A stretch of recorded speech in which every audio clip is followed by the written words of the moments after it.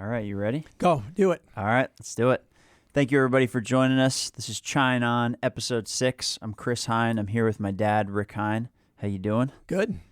All right, so the reason why I brought you on here is I'm starting a business. I'm about 2 months into it, and this isn't really what I thought it was. Not for better or worse, but it's just different. And we've talked a lot about this over those past 2 months and even before that. So you gave me a lot of good insight about starting a business, and I wanted to bring you on to talk about it. So Sure. what do I need to know? What do the people need to know? Well, listen, as you could see, starting a business is not what you thought it was. No. It's not a job. It's it becomes part of your life, and there is no let up, especially with a startup. One of the first things that people need to consider when they're starting a business is, can you handle failure? Can you handle if it doesn't work? Can you handle it financially and emotionally? That's the questions you have to ask. So before you do anything, forget about your ideas, your goals, your ambition. If your great idea, because they are all great ideas, fail, and you're in your kitchen and it's just run out of gas, what do? Can you handle that? You have to think about, hey, am I going to be completely wiped out, $0 in the bank account, no money, destitute? I don't think that's necessarily a good idea. You got to put some reserve in. And so if you can handle that, if you can't handle it financially or emotionally, then you got to reconsider your plan and maybe not give it up, because nobody wants to give up their dreams of starting a company, but either modify it and take a different approach so you can pick yourself off the floor. Did you do that for your first company? Oh, sure. Everything that you have to go out there and do it. The first company I painted houses, so that didn't really count. I was 17 and I just decided that Sure. let me paint houses, and before I knew it, I had like 6 people working for me. So it went somewhere. So the raw skill set was there, but still wasn't high on my list for starting a company, in the future.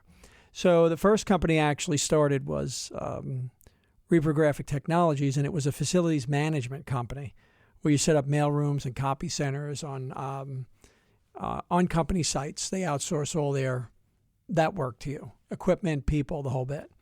And so one of the things that was before me when I was presented with the opportunity to do something for Citibank, in fact, they said to me, hey, listen, we've got all these facilities out on Long Island, New York. We'd like you to do it.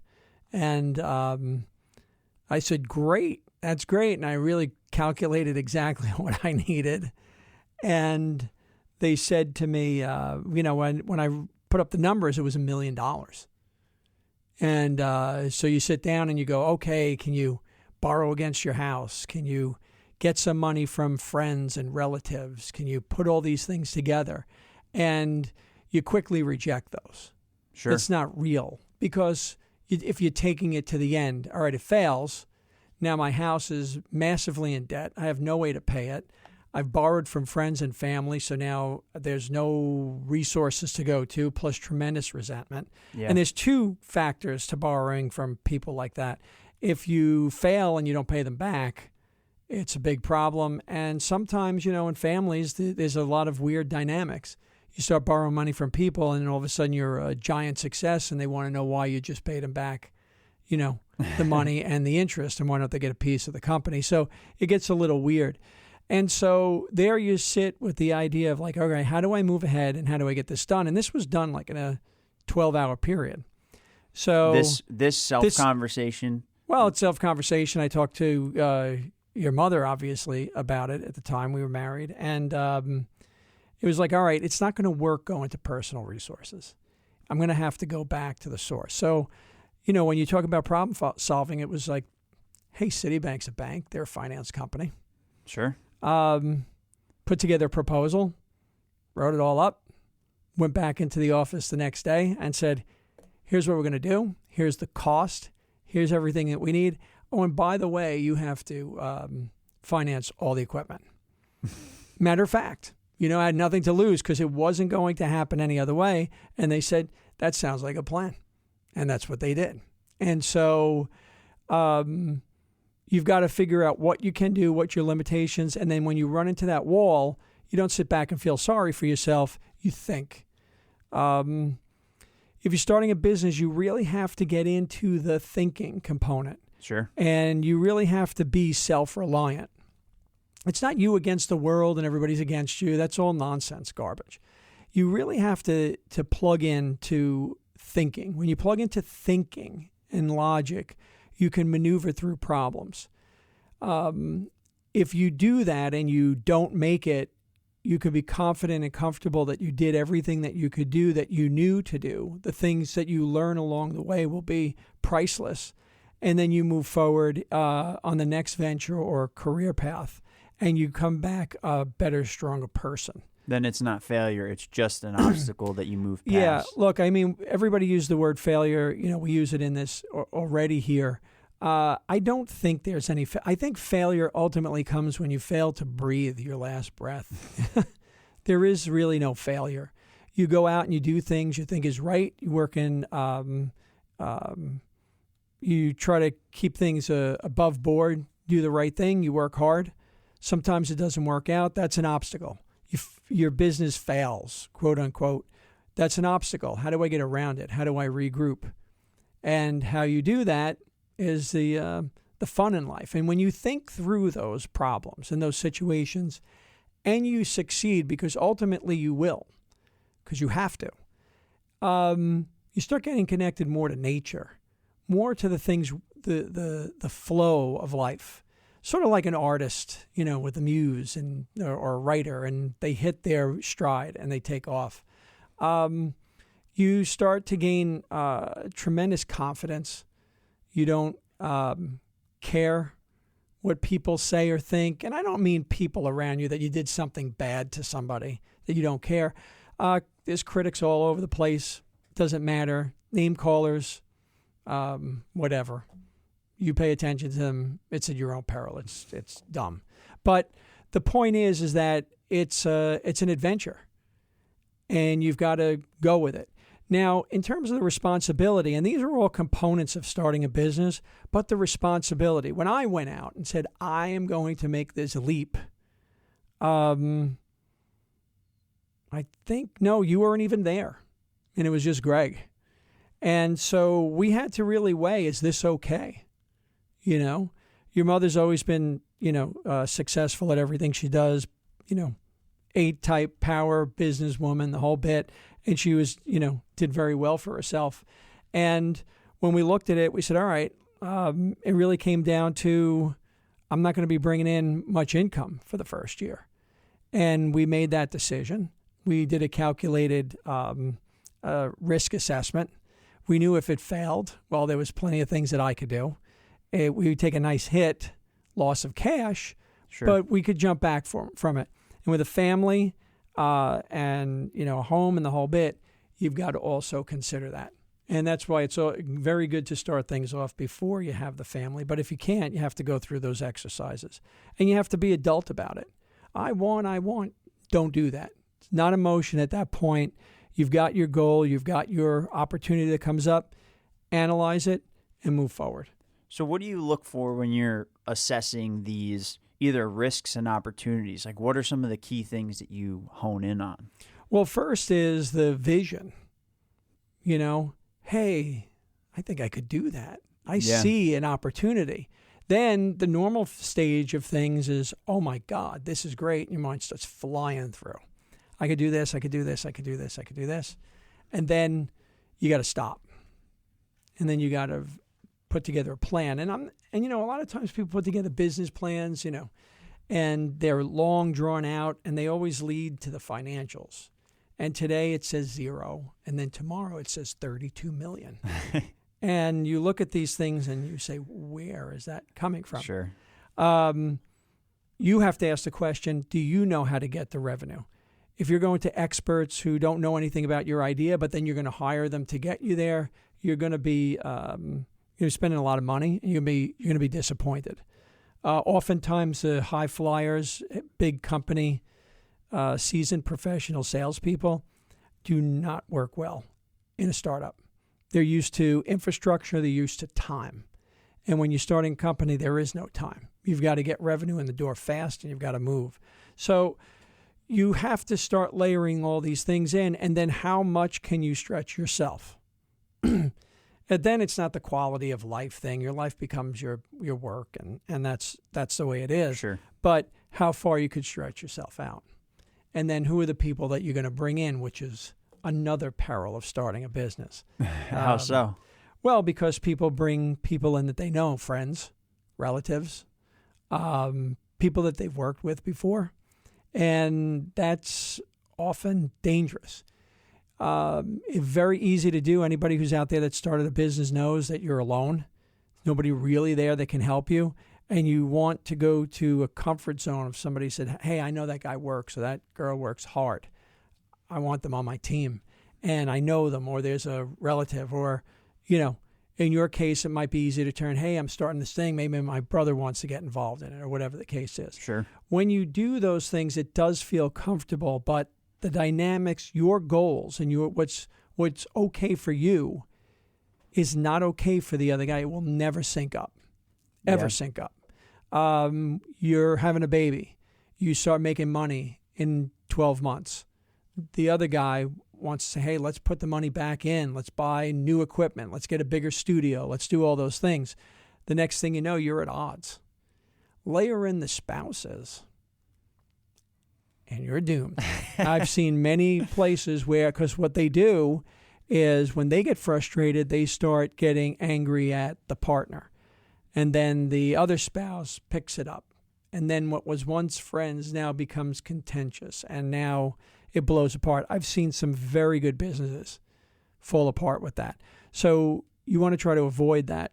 The other thing is, don't borrow from your family or friends. You won't have them after you're done. Yeah. Like I said earlier, success means that, why don't I get more of it? I helped you. Now you're forever in debt to me. And failure is, you screwed me. Yeah.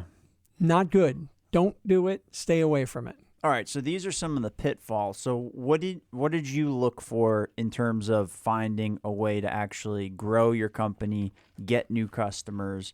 What were some of the first things that you did in that initial business that Citibank lent you that money? Sure. And what did you do? Well, Citibank actually didn't lend the money. It was just all leases. So Sure, it okay. actually, so the point of it is that, no, we used financial products to get the job done. What do you mean? And so, in other words, you just get through, you lease through their own products, and it all works. And so there was no borrowing or helping. It was just business. And that's what you want to go to. You don't want to go to the borrow and help bit, that type Sure. of thing. So, I mean, your question about, like, what do you do to get a business off the ground, pretty much, is that a whole bunch of things. But one of the key things is you want to find an enabling contract. In that case, it was Citibank, and how you can build your relationship with them. And what happens is that your first big customer is your only customer, and it's the source of all your revenue. Value of your company, not much, because you got one customer that goes away and there's nothing there. And,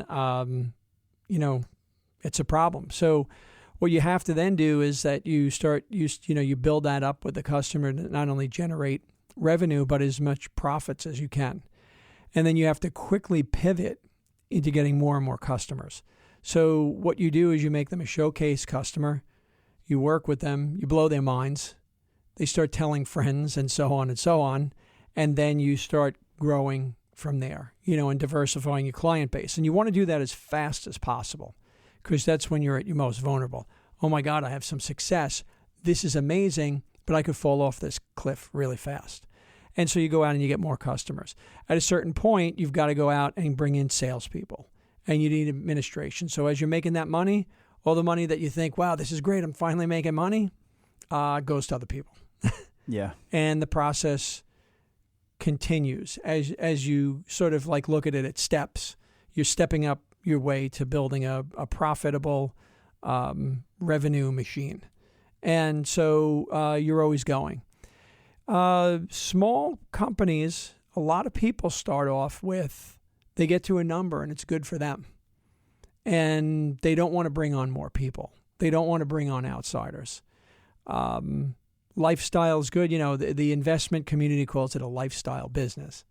Sure. Oh, that's a lifestyle business. All right, well, the guys, built up a nice company there. It's very small and tight, or girl. And off they go. They're making a few $100,000, maybe $1 million a year. Life is good. They've got it on a roll. Their house is paid. They've got a nice house. They've got a boat. They go on vacation. Life is good.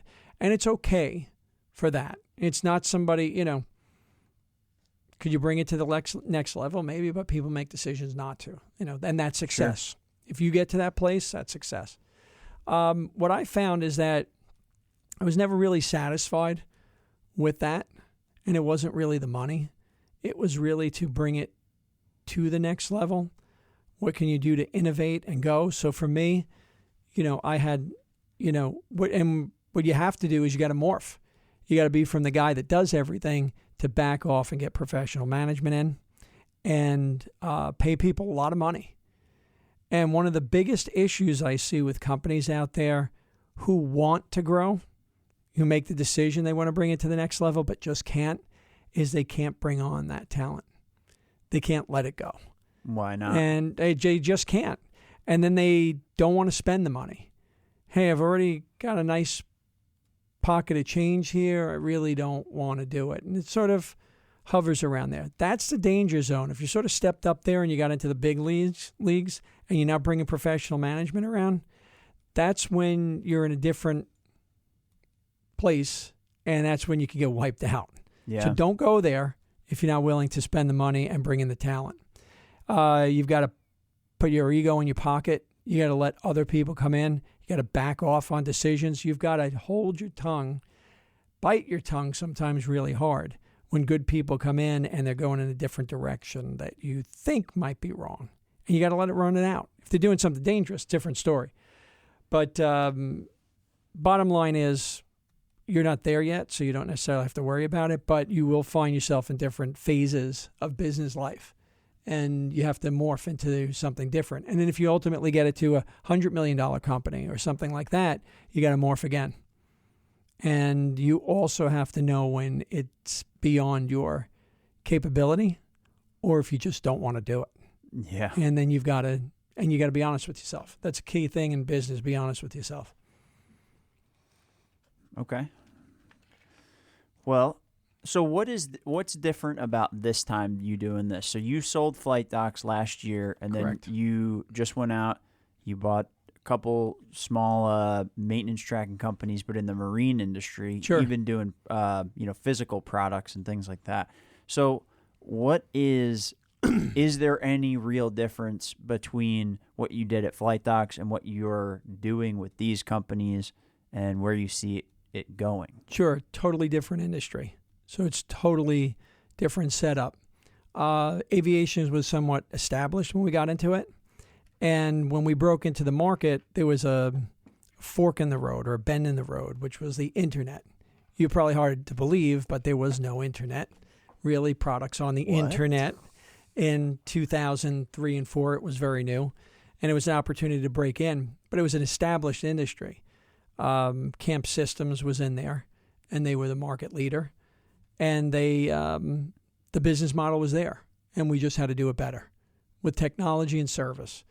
So, we did that for a long time, and we exited that business successfully. We decided to do something again. We looked at the marine world, and it's totally different. You had no one there. It's basically the Wild West. There's no established company that manages maintenance for vessels. And as a boat owner, trying to get a boat serviced, unless it's a small recreational boat, and today that's even becoming hard, it's chaos. Yeah. Nobody knows anything. Everybody charges double and triple for the same work. There's no way to get out in front of anything. And when we started doing our research, we started talking about to some of the bigger yacht and higher end recreational boat people, and their biggest fear is one and done. And so one and done is you got somebody who could really afford to buy these boats or these yachts, and sometimes it's millions and millions of dollars. And then they go to take care of them and they write the checks and they have it, but every time they step aboard, something's broke. And they're paying to fix the same thing 25 times because nobody knows what they're doing. So there's an opportunity. There's an opportunity there, but because it's the Wild West, we actually have to create the industry. Now, there's some maintenance tracking, and like you said, there was 2 companies that we bought, but completely different. No requirements to use it, and technology shy of what it needs to be. So in order for us to succeed, we have to sort of revolutionize the industry, and that's heavy lifting. Yeah. We have to go in, put out products that make sense to people, plug into their operation effectively where it's easy, and then also provide data across the board so it makes it worthwhile. So the way these services are delivered are critical. If nobody buys it, because our revolutionary thought was off, well, then it's the same situation. Nothing ventured, nothing gained. So it's different. And just like we felt at Flightdocs, we could have been crushed by our competitor, but we maneuvered around them. This time we have to make the market. This time we have to become the de facto company. And as you'll see, we haven't released yet, but there are many things that we're going to do differently to tie the industry together, which makes our product effective. Communication, satellite communication, telematics, things like that automate a lot of the processes that are really not out there, we're going to implement, and we think it'll make a big difference. So you got Flightdocs and you've got Wheelhouse and Vessel Vanguard. The 2 approaches there were revolutionize the industry. You saw an opportunity with the internet to bring the power of the internet to people in 2003, 2004, and now you see an opportunity here. So it's much more focused on revolutionizing, bringing new technology, all that kind of stuff. What was the initial thought with the first business of actually launching that? Were you thinking about ways to revolutionize it, or was it more of I see just whatever it was, or like you're mining for gold, but I see something here and I'm going for it? Or did you have the same, I'm going to revolutionize this? No, it wasn't. I always use technology in anything I do. So, I was going to deploy technology to track who was using machines and things like that. So we did things of that nature, and then just reporting, superior reporting or whatever. But the first business was really about, I could bring in these companies, and if I bring in 10, 20 of them, I'm going to make a significant amount of money. So I just saw the financial opportunity. So realistically, it was always about high level of customer service, always, and a high quality product. That was it. That's really what you roll out with. It's just different industries require different attack patterns. Sure. That's what it really does. In this one, technology's all out there. All of it's out there. What's very interesting is this significant technology going into boats. I mean, mind-blowing stuff. But when it comes to the actual service side or building those service models and the tools that are available to make it work, they're not implemented properly. And so we see how to implement them, and that's what we're going to do. Now, again, if people go, that's great, the tools are there, thanks for putting it together, but we're not going to use them either. We want to stay in the Wild West. All right. Sure. There you go. So you got the risk. So we just see it differently. It's just, but being real about it. Products are great. Products are off the chart that we're building, right off the chart. We'll see how it goes. So the core of it, right? So the core piece that you started with the first business was hey, I see an opportunity here, and the way that I'm going to grow this is excellent customer service and delivering an excellent product. It seems like the rest was kind of a byproduct of that. And then I remember at Flightdocs that customer service and a good product and good, everything that we would deliver was quality. So it seems like that is the primary thing that you need to tame first when doing a business and growing it. And as far as the operation of the business, look, this is what you're doing. You're knocking on somebody's door and you're saying, I'd like some money for a service I'm going to provide you. Well, what are you going to give them? Hey, I can get your money. This is great. I'm going to give you half product. You could do that. Staying power isn't there. It works for some people, you know. I think the key to building a long-term solid business that you can count on in any economy is to provide great service and a great product. Because you're telling your customer every time that they're paying you and they're writing that check, hey, I'm going to get a good product from these people. These people care. Even in 2008, excuse me, when aviation literally fell apart, most of our customers stayed with us. And we worked through with some that, were just closed down flight departments. But for the most part, we didn't have any defectors, and we even grew single digits during that time. So, and then in the good times, you benefit. And during COVID, in aviation, we grew over 30%, year over year, in COVID. So that goes a long way. People want to stay with vendors that care about them. And today, anybody starting a business, if you want to be successful, it's a force multiplier. Pick up your phone, respond to your customers, because nobody does it today. Your service is the worst I've ever seen it. And nobody cares. Nobody cares. So if you want to stick out, and it doesn't matter, the best part about it is people will talk about your company even if it has nothing to do with it. Hey, I went to the auto store today, and the guy actually took the part out, brought it to my car. It was great. Showed me how to do it. People would be shocked. Yeah. They'll want to go back and get the guy's autograph at the auto store for doing it because it doesn't exist. People hang up on you. You call someplace. They don't answer the phone. They answer their emails when they feel like it. You ask for prices for things. People just don't get back to you for days. Nobody cares. You want to succeed? Drop in a commitment to your customers, and you'll win every time. Make any sense? It does. So I have one last question for you. You always talk about cash flow in a business, even now. So what is cash flow, and why is it super important to you? Because it's blood. If you don't have blood, you die. You need to watch your cash.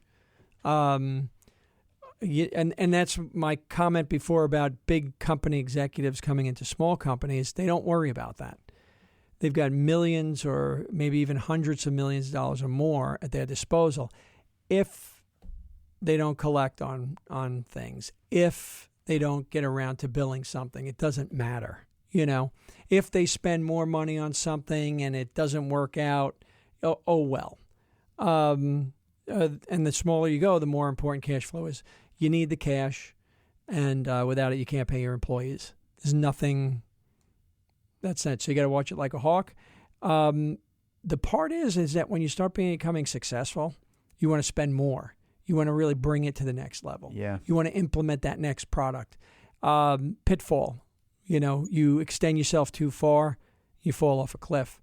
And then there's the dreaded banks. What do you mean? There's a lot of people feel differently. If you borrow from a bank, the way I feel about it, honestly, is that on a small company, you're either signing up personally, right, because they don't want to give you, and if you're not signing personally, they could call loans at any moment, whenever they feel like it, which they say they never do, but as soon as a downturn in the economy and They've got to get their tier 1 cash back up to the right place. They're calling everything in.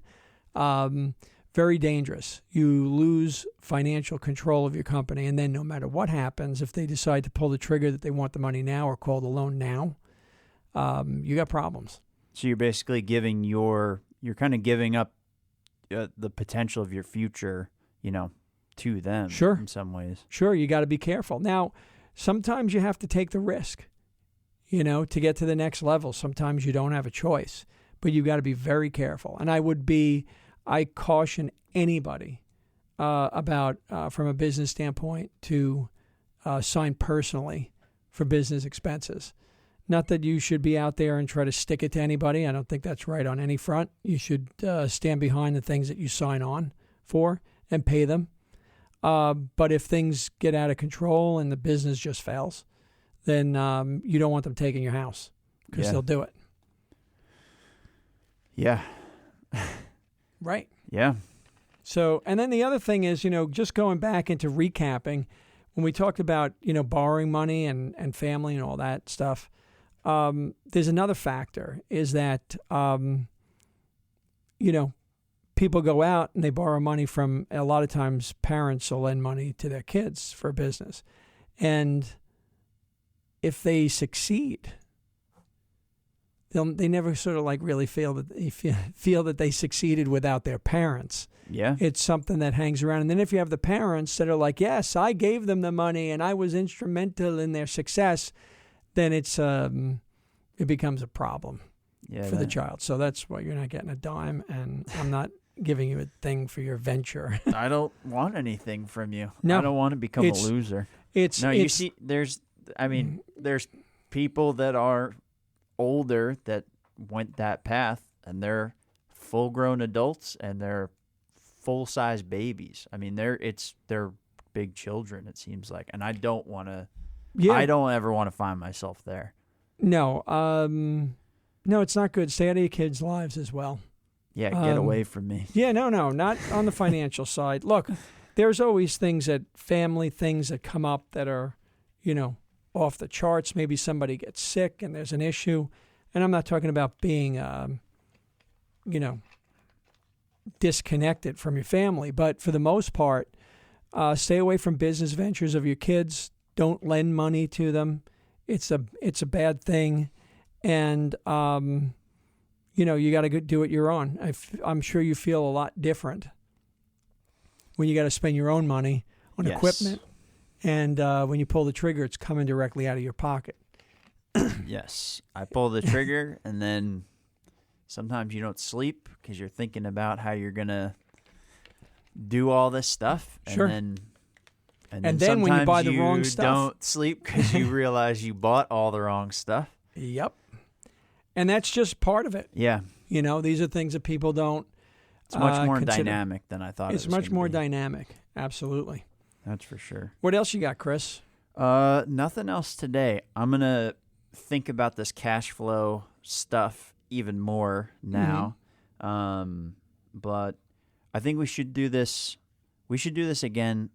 If you're open to it, we should do this again, like probably the next few weeks. And I'm actually going to, I did something. So you'll have more questions. So I'll have more questions, but I'm actually going to, I'm going to turn to this thing called Pod Inbox that I found. People can actually leave voicemails straight on the website. So we'll have some people send in some questions for you. What do you think the questions will be? How do you style your hair? There is nothing. There's no hair. It's just whatever's the vestiges. So, are you open to doing that? Sure. All right. We'll do it. All right. So if we can help, that's great. Let's put a pin in it here for now, and then we'll circle back to this in the next few weeks. Great. And, we'll go from there. But thanks for doing this. Good luck. Thanks. All right. All right. Thanks, everybody. Have a good one. Was it good?